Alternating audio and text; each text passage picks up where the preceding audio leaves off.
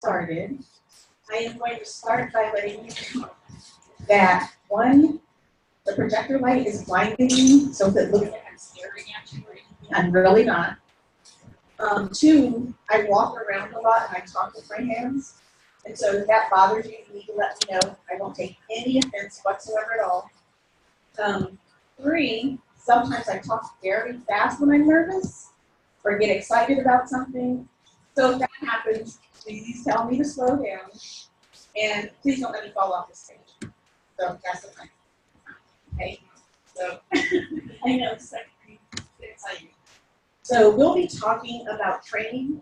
So I'm going to start from the beginning with, hello, my name is Regina Renee Ford. I am the circulation manager here at Pueblo City County Library. And we're very happy to have everyone here. So I want to officially welcome you. Thank you for being here with us.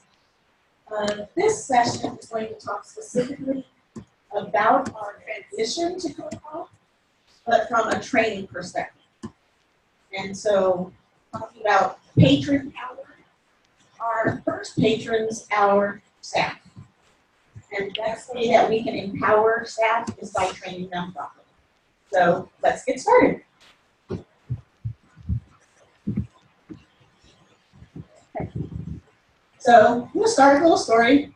Once upon a time, there was this wonderful library district, Pueblo City County Library District. And we were in a relationship with Cersei. Things were going well for quite a while, you know, but then issues started to arise. One of those issues being price. Sometimes things, you know, cost more than you're willing to pay at any given moment. Another issue that came up was being responsive. When we want to get feedback, sometimes it felt like that feedback was not appreciated, it wasn't heard. So it's like, Thirdly, like updates. There were a lot of records, there's information in Cersei that we no longer needed, and it wasn't useful to us, and we wanted updates, and those updates weren't happening very frequently. And so,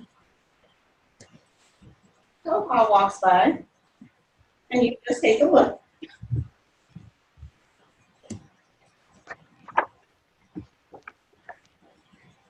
Come on in.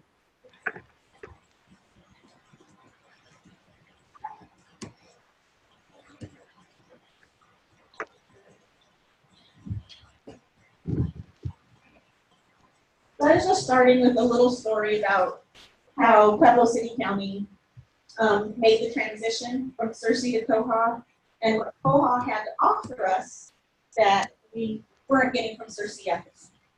And so those updates and the responsiveness to feedback are key, and we're going to come back to that a little bit, because I'm going to be talking strictly from a training perspective and what training looked like and getting everybody on board.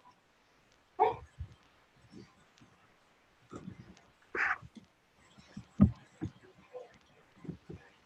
So we migrated to Koha in December of 2018. It seems at the same time like it was forever ago, like it just happened. Like both at the same time.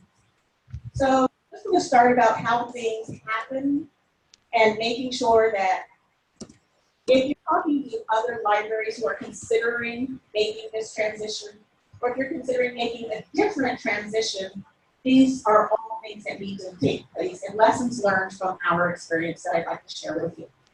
So in June 2018, the contract was signed. There was a kickoff meeting. So we have Jill in the back, our Director of User Services.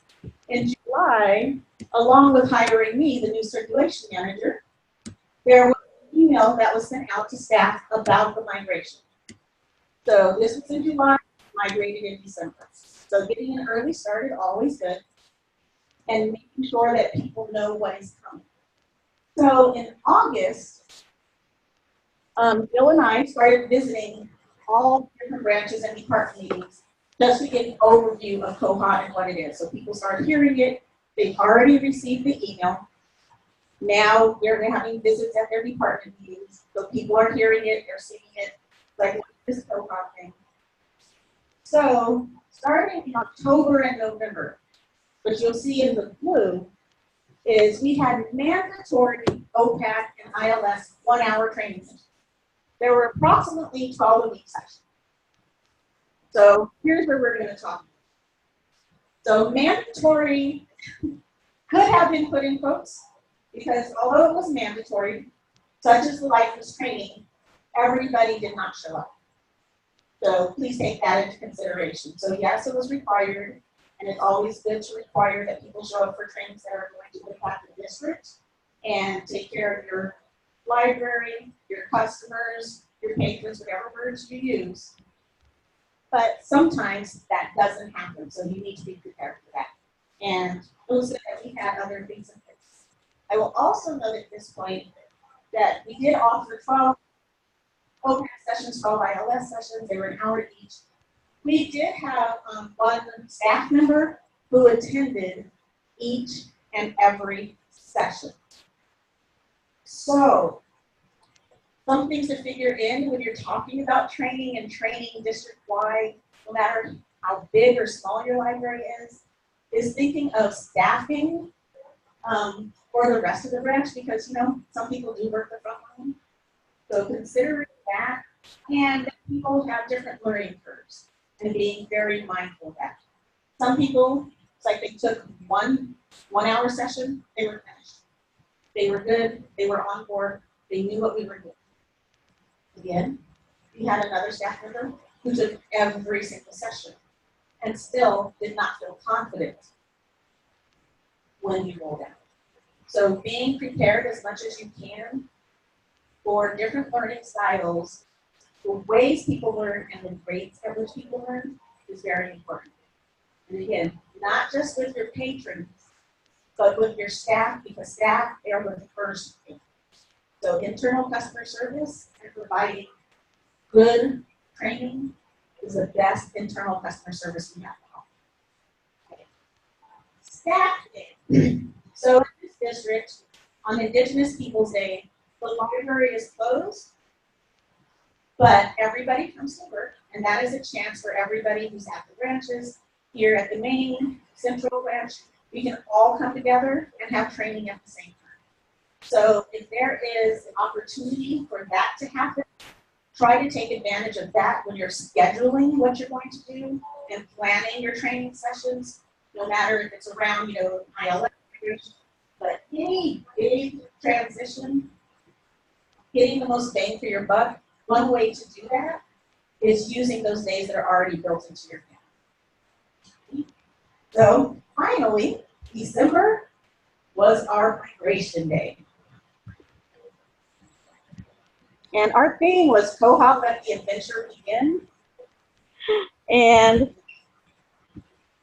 the best thing about our adventure was the team. As I stated, I'm the circulation manager, and a lot of the migration and especially the training of other staff members about the migration was with the team. And I can say, sorry Daniel, Samuel, Jill, I have the best team in the district. Our circulation team is amazing. So when you talk about a number of persons associated together in work or activity, they work together all the time. We don't agree all the time, but we still work together towards that common goal. And so having a team in place, doesn't matter what role they serve in the library, but having a dedicated team that is on board with whatever big transition you're going to make is key. You have that team, they're there, they are dedicated to learning and doing and practicing and helping other people and helping each other. You need that team in place.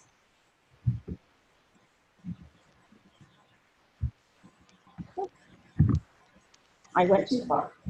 So after you have your team, you need to think about training and the purpose of your training. So yes, I included all of the definitions because yes, you need to teach so that people are fit, qualified, or proficient. I would actually prefer the and proficient, but not always. B, to form by instruction, discipline, or drill.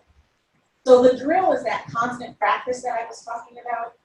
If you remember the timeline, it was like we launched in December. Back in June, they were already practicing. As soon as it was announced, this team that was brought together in circulation, they were practicing in Koha. They were trying to do all of their regular functions that they usually did in Cersei, practicing it in Koha. It wasn't launched. At that point, it wasn't even announced to the rest of the district. But this team was already practicing on it, and that's important. So that training piece, that drill, is that practice. It's like, ooh, how can I use this?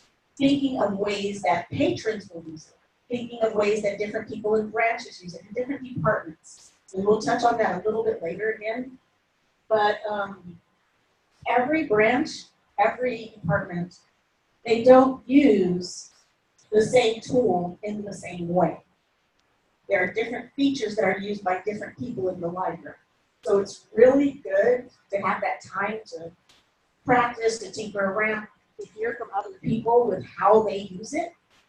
It doesn't matter, like we learned a little bit about this in the Bugzilla session before, how people use certain features and what they're designed for.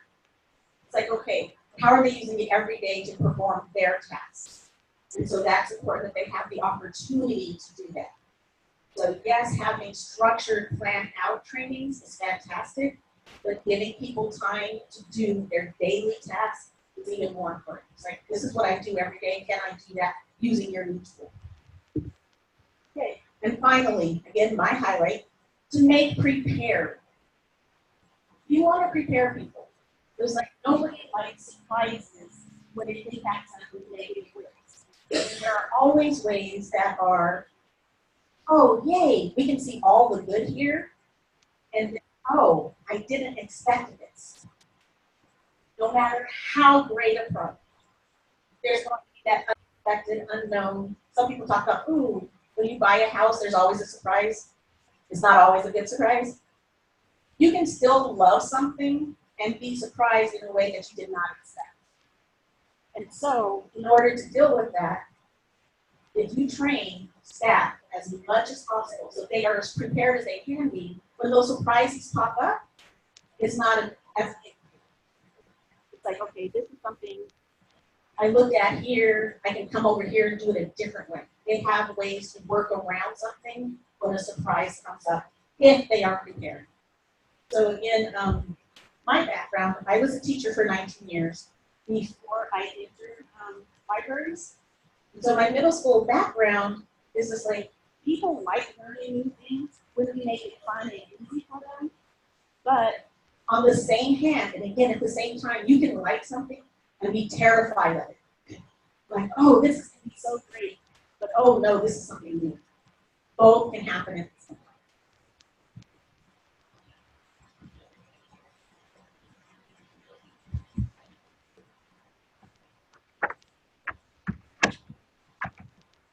Okay, so along with having a good team and knowing why you're training, it's also very important to have a dedicated training space. Now, I know every library does not have this, and you might need to create it. But having a space that, one, is both large enough for a group of people to come together, but also small enough so that they can be engaged, one, with not only the presenter, but also with each other, is very important. So this is our third floor training center. One thing that was key for us is that everybody has their own computer that actually they could use. Having computers that they can't access anything on doesn't do any good. They need to be able to practice. We also have the large smart screen up front. Because when they talk about writing, they're like, oh, show, not tell. When it comes to training, you need to show and tell and do and show again and tell some more and let them do. And you have independent practice. Try by yourself. And you have guided practice where people can help.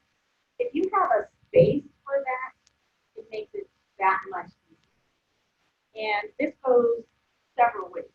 So, Andrew, hi. You remember this room?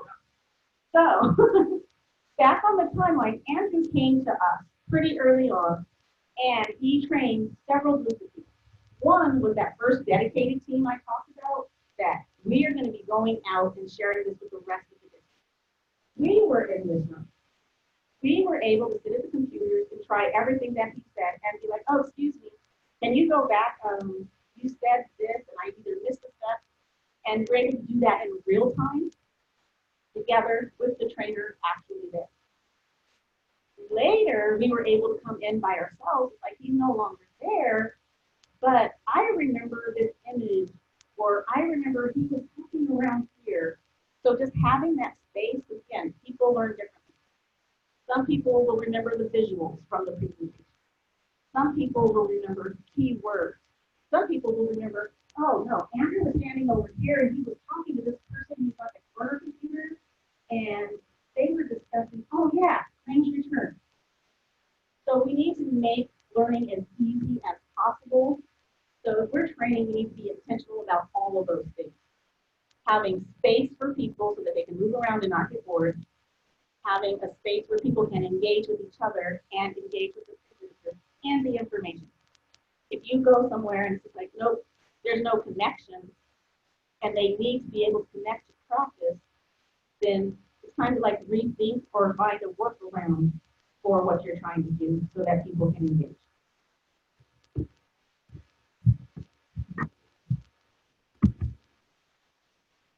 Okay, so here's where I warn you that yes, this is presenter, but I'm going to ask you to talk to me and talk to each other. And so that's going to be happening. And if you have questions, please interrupt me. And again, for the people who came in a little later after I started, do not let me fall off this stage like at all when I start wandering around, because I wander when I talk. So just guide me, please. So I put the breadcrumbs here because one, and yeah, my snack helps me with this like so much. I'm not a fairy tale person, and I miss a lot of pop culture references and things, but I wanted to talk about how even after you have, this big launch of the training, everybody's getting trained, sometimes people get lost along the way. And sometimes we get lost. It was like we had this goal of training the entire district, but we ended up leaving some people behind. Or we didn't think about part-time staff who only work in evenings in our training program. Or we have people who only work during the day that need to be trained in the evening. There are so many things. So sometimes we lose our way a little bit, but if we have little breadcrumbs, to help each other out, help ourselves out along the way, it can be really helpful. That can look like having printed out materials. That can be, for me, having large print materials. I have very difficult times with vision. I can't see under the best of circumstances. Right now, I confess I'm worried because the projector light, I can't see anything. And having materials like large print just available, not having to ask for them, that's nice. Making sure that you present in styles. It's like, oh, some people like to read things over. They don't like to talk to a person. So while, the search staff is available to everybody, if you have a question, please call us. Some people don't want to call. They don't want to be like, oh, I should know this already. They don't want to call and ask.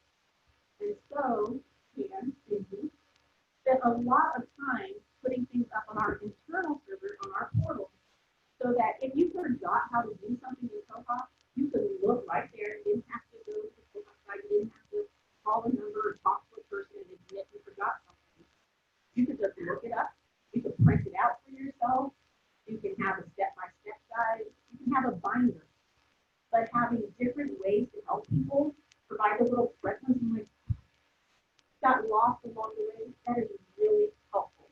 Not just for the trainees, but for the trainers themselves. Sometimes people start rushing. I go off on tangents. It was like, oh, I was supposed to be training on this. Somebody asked a question, and I spent a lot of time with that person, but I didn't achieve my goal for that day in that particular training session. Sometimes it happens. Sometimes there are people in your training sessions who will, for lack of a better word, hijack the session because, they just question and pop up and up, and then by the time all those questions are addressed, you didn't do what you had planned on doing. So, not placing blame anywhere, but there's lots of ways for people to lose their way when they're learning something new. And so it's important to make sure there are breadcrumbs along the way.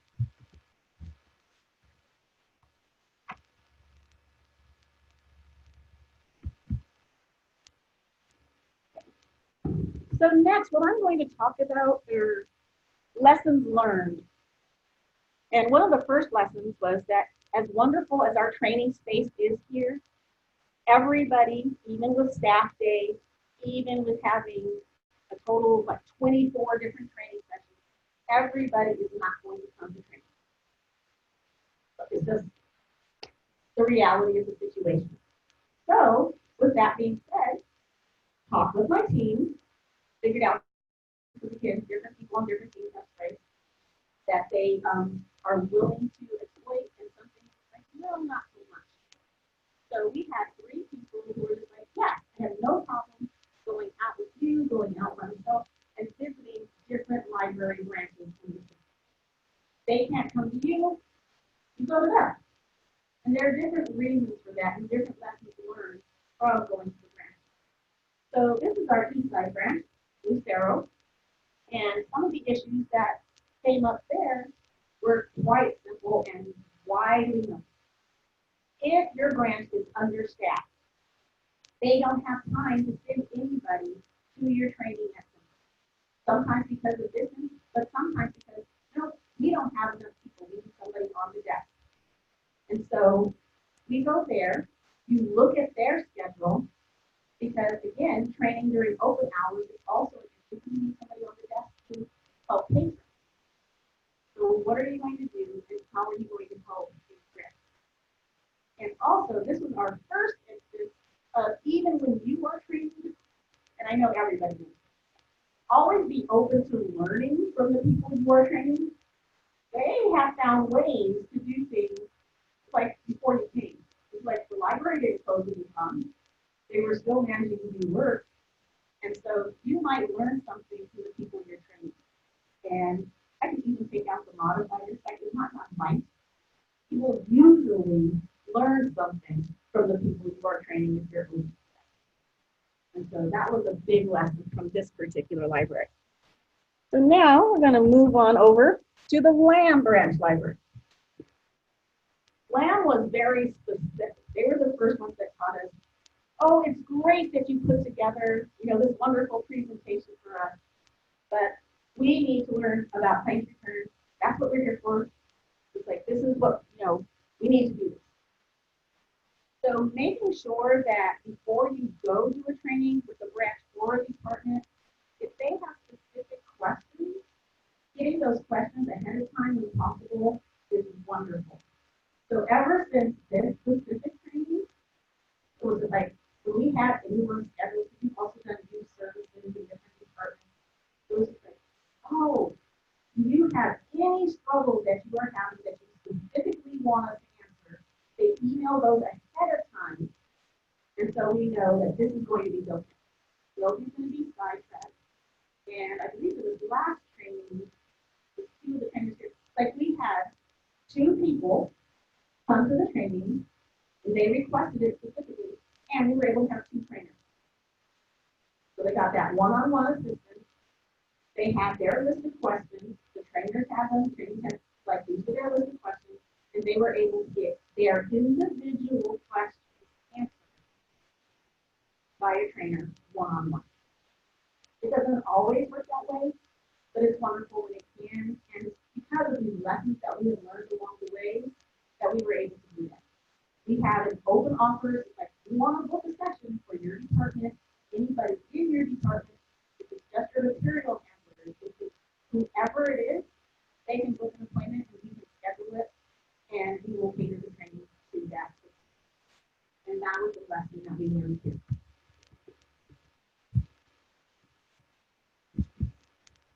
Pueblo West. So we offer training here because it's farther out than a lot of the libraries, and it's one of the largest next to this one. And we thought we'd have, lots of people signing up there, and that wasn't the case. So this was a lesson in scheduling. And one thing I would like to share with you is there are pros and cons to being on somebody else's agenda. So if you get on the department agenda, it's like, oh, they have their department meeting, let's go, they're all gathered, it'll be a great time. Mostly, yes, but some concerns that can come up are if you're on the front of the agenda, if you are the lead, a lot of the people in the room are going to be thinking about their business and what needs to get done, and I need you to finish. Because we have our department business, we have branch business, and you might get rushed along. Also, if you're at the end of the agenda, be like, oh, time's up. And you don't get to talk about all the things that you want to talk about. So the lesson there was take one, reschedule, and two, you might need to have a separate meeting, and you need to take time to do that. That works for the majority of the staff. Trying to get everybody is usually not going to work. So think about the people who, one, are on the front lines, who use whatever you're training on the most. So it's like Koha, it's like, no, I need everybody who is vaguely related to circulation to be on board with them. Like you come, and I'm going to talk that what grew out of that is even if you have a representative from each of the libraries, and it's just that one person, if you choose the one person who can share with the rest of the staff and is all eager about new things, like, hey, have you tried this? And can get the rest of the staff on board, sometimes that's the best that you're going to get. And remember, we're working like progress, not perfection, what they say. It's like, it's better to get a few people from each branch on board and knowing what they're doing and able to answer questions than being like, oh, I couldn't get everybody together, so we never had a training for this.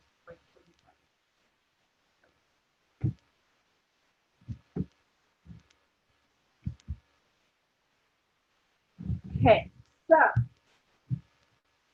I'm going to give you a minute to look at this. I thought it was super funny.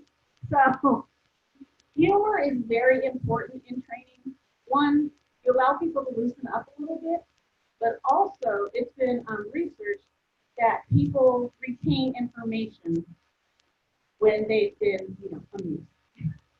It's like they will remember, it's like they had a good time, it was funny, and it helps them to retain information longer. And hopefully, this is true in this case, it encourages people to like ask questions when they don't know and to participate. So use your humor. It's like, it doesn't do any good in the long run if you're shading people or blaming them or just making them feel miserable. It's like, yes, they had 24 opportunities to take this training and still didn't. Yes, all that. But none of that matters in the end. When what you want is your staff to be well trained so they can help your patients. It's like we want a good ending, and one way to do that is use humor when you're training. So we have here, no, you may not do a training returns on a lost item. I don't know how many times I said that since I've been in this position, but yeah, like please use the resolution form for lost materials. But having a little kitty and the dog just like make people lighten up about it a little bit, even when they know it's just like, it was you. It's like you put the claims returns on the lost item. But again, we just want to change the behavior, so that's what we're going to work to.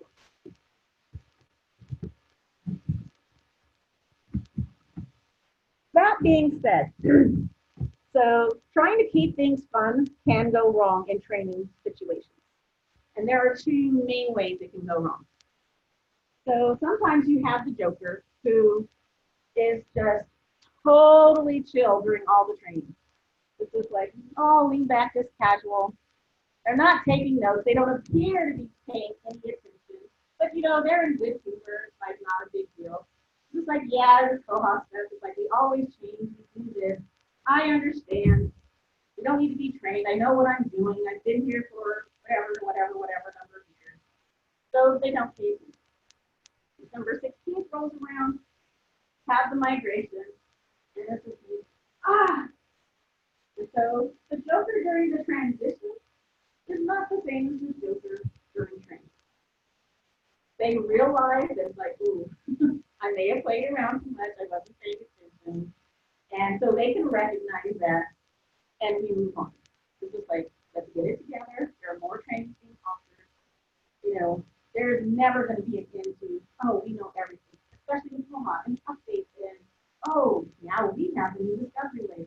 We need to train on that too. So take the joker for what he or she is worth and like, look, we can get it together. But just recognize some people, that is their nature.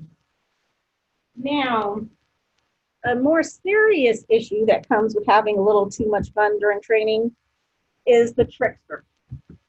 And I use Anansi because I love Anansi. He's so smart and can just outsmart people. And the trickster in the group sometimes does that. This is like they're not learning anything, but worse than that, they're keeping other people from learning. They're distracting other people. It could be the person who, like, maybe not even intentionally, but they're negative all the time about everything. And so when you're bringing in a big change, they have everything negative to say. It's like, well, that doesn't work. That doesn't work. I can't, no. And then other people are distracted from their learning. So the thing to be careful here is, and again, from the classroom, is if you need to critique, and for this person, you will need to offer something. Critique in private, do all of your praising in public, and again, like always, document everything. Document, because there may come a point where you need to talk to this person's supervisor, where you might need to escalate the situation if it's gotten to the point where they're not showing up for training, they're not calling you when they're not going to show up for training, they're influencing other people not to do it, and it's having just a wider, bigger impact than just the jokester who's just like, oh, this is important, and then they realize it is. So those are two very distinct situations, and so making sure you know the difference. You can't make everybody do the way you want them to be, and so switching up training styles, making sure that auditory has enough to listen to, that your visuals are clear, that you're having room for stretch breaks, all of that. But sometimes it takes more than everything in your arsenal, and some people are negative and have no interest and can bring others along with them. It's something you don't want to do. So that's just something to be mindful of. Everything is not a joke, but we can have fun.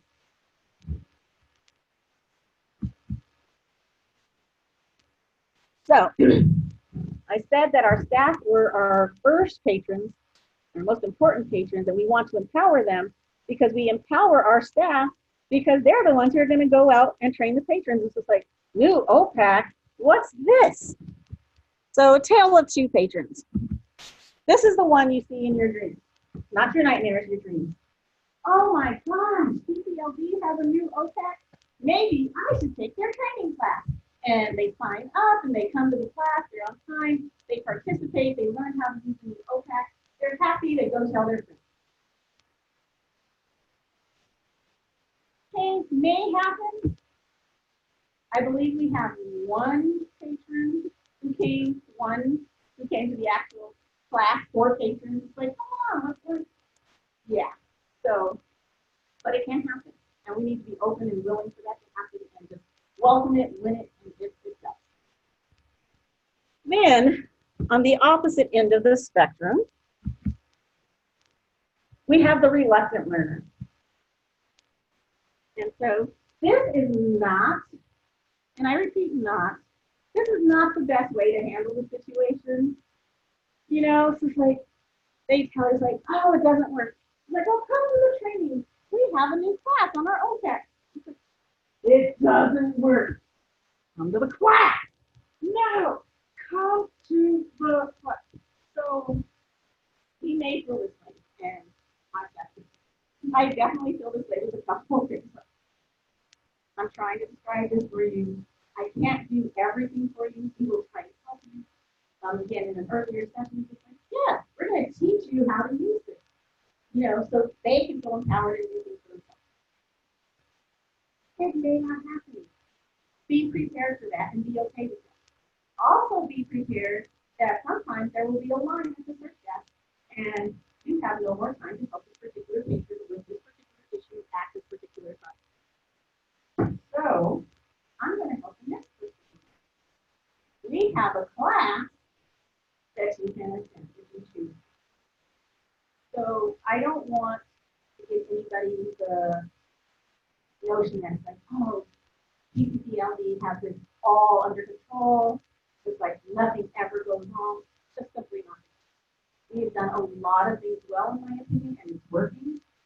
And like I said, we've had a lot of lessons learned along the way. And one of those lessons resulted in us starting a circulation task force that is not only related to Koha, but it is has been very helpful. And that's where I was talking about having a representative from each location, each department, come together to share any problems that they're having, but also to share solutions. It's like, this is what's working for us. It's like, nope, we all have the same problem. And again, harking back to the Bundillo conversation, it's just like, oh, well, now we know that it's happening at 3 locations. We need to work on this and work more intensively. And so there is a happily ever after, but I do need to, one, remember that you have to work for your happily ever after, and there is no the end. There's always more to learn. We're professional lifelong learners, which means there's going to be more training to come and new and better ways to train and to empower both our staff and our people. So thank you. And I want to hear your solutions, your problems, any questions you have with training. And I do have 3 people who are from the search department with me here who would gladly help with answering questions, providing solutions. Anything you want to talk about, we have time. So this is, yeah, we're good.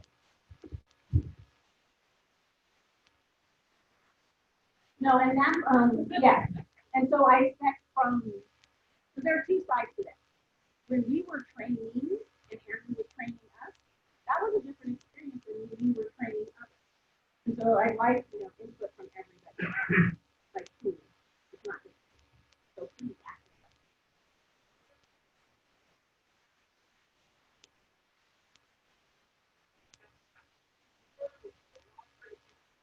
If I had my choice. So again, the contract was signed in June. I was hired July 9th.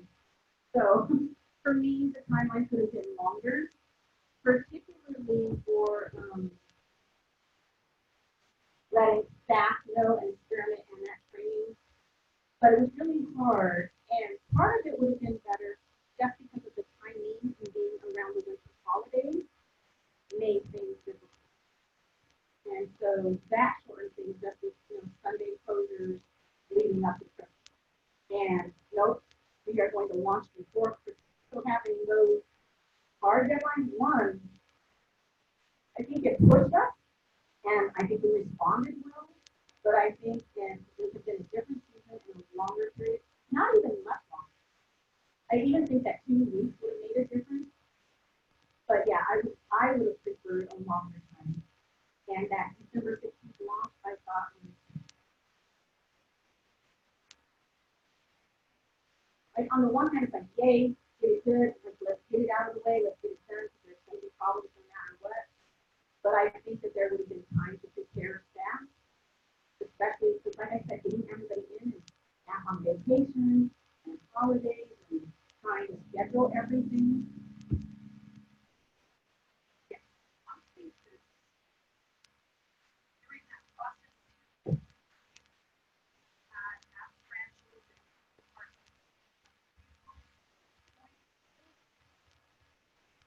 that was their learn and to learn how to train others. Yeah. Would have been useful. We had that. Yeah, we did that after we launched.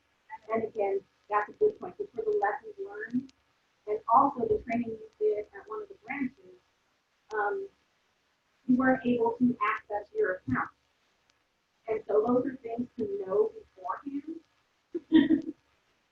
you would have known if you were able to do the level of training that we did after the launch, if you were able to put some of that at the front end. I think that would have been really helpful. Because now we have people at each branch, which is like, they know Koha and what they don't know. They're the type of people who are willing to experiment and to ask questions and to call, but we did not have that in place before the launch. So it's very good. Like I said, that's why I asked you guys to be here, because there are different perspectives that I may, you have a different perspective than I have. You know, frontline staff, just like managers, and we're all in it together, whether we like to be or not. The reality is we are, and so hearing that information is definitely. Yes.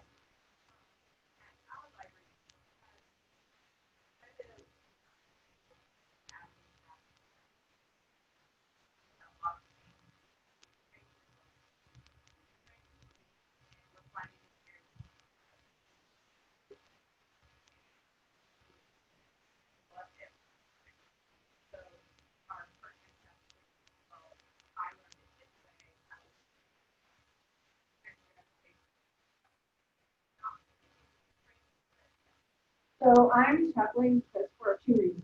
One, I told you I hired in July. I believe I'm the 12th person in this position in the past 5 years. So they are very, very, very familiar with that whole turnover thing and having things done a certain way and learning something a certain way, have somebody else come in and like, oh, I like it this way. And so I think it's very important to, one, have ongoing training built in so that when new people come on board, it's like, okay, they get the training, you know, maybe not immediately, but it's part of the built-in rotation. And so that people are getting trained the same way. And with that circulation task force, so there are people who have been in the library for 19 years. It was like, so even though there's a lot of turnover in different positions, it's like there are people who are in the library who have that institutional knowledge of how things used to be and how they are now and how we got there, that they're key. So tapping into them and making sure that they're a resource and having, like, it's like my team has just been so helpful to me. And no, we need this up on the portal now.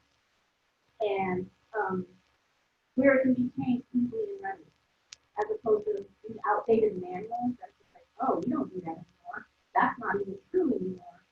So being able to do those regular updates, so with training and with the training material, because again, we just added the Discover the overlay, and it's just like, okay, so make sure that everybody knows about that, and not only our part-time staff, but we use subs, so we have subs and subs can work anywhere from the circulation department to different branches, and so we need to make sure that everybody can. That's a very good question with the whole, there is turnover and preparing for that.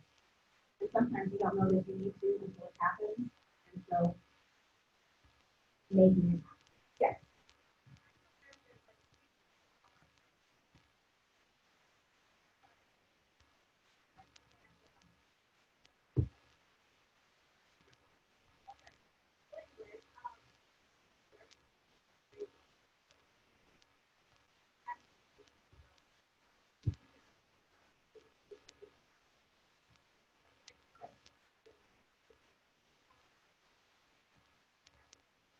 Mm-hmm.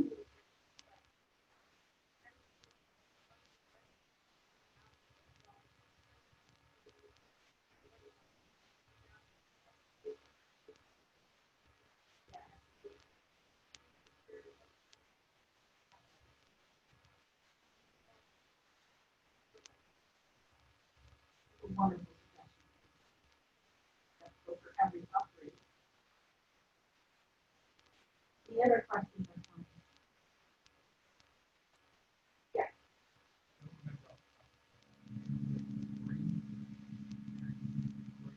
So that's what we're doing now. There's a separate training group that is separate from the Koha Training. So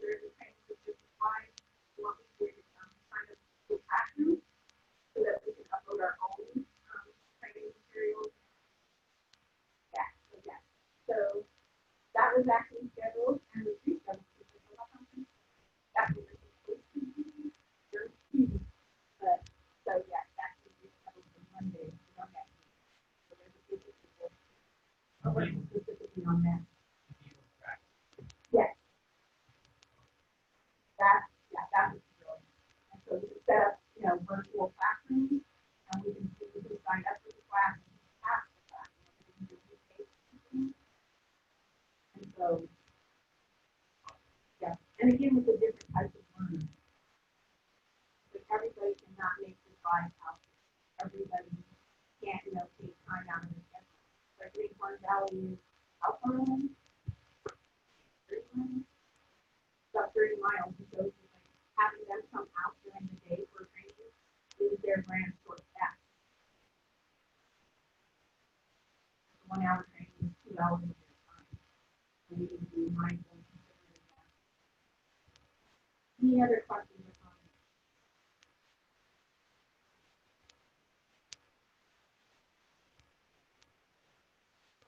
Yes. Thank you. And I apologize if there's more that you wanted me to talk about. Because I thought I had time to. All right. Yes. Google Classroom. And it is free, but it's really good if you have an administrator.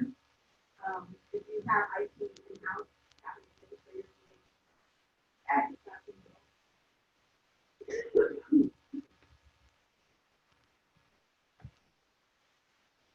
Okay, great.